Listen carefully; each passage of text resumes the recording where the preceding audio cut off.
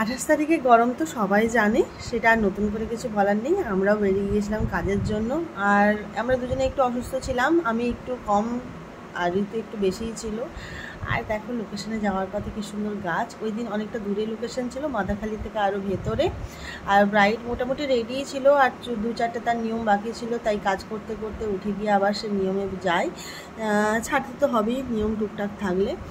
আর এত তাড়াহুড়োর মধ্যে যেহেতু নিয়ম টিয়ম পেলে আসার পরে না, একটু তাড়াহুড়ো থাকার জন্য আর ভিডিওটা নেওয়া হয়নি ওর। তাই ফটো দিয়েই তোমাদেরকে দেখাবো যে কেমনভাবে ফাইনাল রেডিটা করেছিলাম।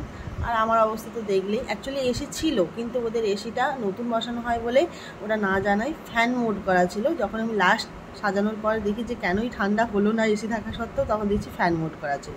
তো তারপরে আমি চেঞ্জ করে দিয়ে এসেছিলাম আর কি। আর তারপরে নেক্সট লোকেশনে চলে এসেছিলাম, সেটা কন্টাই থেকে আর একটু ভেতরে। আর এইরকম ওয়াটার স্প্রে করেই কিন্তু এখন গ্রীষ্মকালের জন্য আমি কাজ করছি, প্রত্যেকের জন্যই করছি। আর তাই জন্যই খুবই নিশ্চিন্তভাবে আমি ওদেরকে ছেড়ে দিয়ে আসছি, এবং পরের দিনের রিভিউও খুব ভালো পাচ্ছি যে পরের দিন 12টা বা 1টার সময় ওরা গিয়ে মেকআপ তুলেছে। এরকম রিভিউ পেয়ে কার না ভালো লাগে, কারণ আমিও এক্সপেক্ট করিনি এই গরমে এইভাবে মেকআপ থাকবে বলে। আর ওয়াটার স্প্রে বলতে পারো অনেক রকম সুন্দর দামি দামি ওয়াটার স্প্রের মেশিন পাওয়া যায়। এত কিছু বিশ্বাস করো দরকার পড়ে না, এই 30-40 টাকার একটা ছোটো বোতল হলেই হবে। যারা বিগিনার্স নতুন শুরু করছো, এত নতুন কিছু জিনিস মেশিনের দরকার হবে না। ছোট্ট একটা বোতল নাও, চলে যাও। মানে শুধু দেখাতে হবে এমন নয়, কাজটা আসল ভালোভাবে হলেই হলো, ঠিক আছে। মেশিন ওইরকম ভালো দেখতে হতে হবে এমন কোনো ব্যাপার না। তোমাদের আসল হচ্ছে যে মেকআপ টেকানো, মেশিন দেখানো নয়। তো সেই জায়গায় বলবো এই ছোটো 30-40 টাকার বোতলেই অনেক বড় কাজ হয়ে যাবে।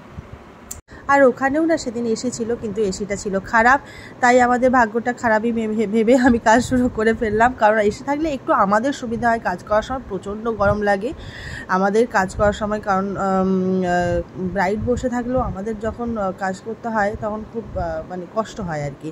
কিন্তু এসির জন্য মেকআপ নষ্ট হয়ে যাবে, এসি না হলে মেকআপ হবে না, এমনটা আমার হয় না খুব একটা, মনে করিও না। স্টুডেন্টদেরকেও আমি সেভাবে রেডি করি, এবং আমিও নিজে সেইভাবে প্রিপেয়ার থাকি যে নন এসিতেই আমাদেরকে কাজ করতে হবে। সেই মতো করে আমি বেসটা শেখাই, আর আমি নিজেও সেইভাবেই কাজ করি, ঠিক আছে। তাই আমার সেইটা নিয়ে মাথা ব্যথা থাকে না যে আমি নন এসিতে গিয়ে কাজ করব না এসিতে গিয়ে কাজ করব। আমি সবসময় নিজেকে সেভাবেই প্রিপেয়ার্ড রাখি যে নন এসিতেই হয়তো কাজ করতে হবে।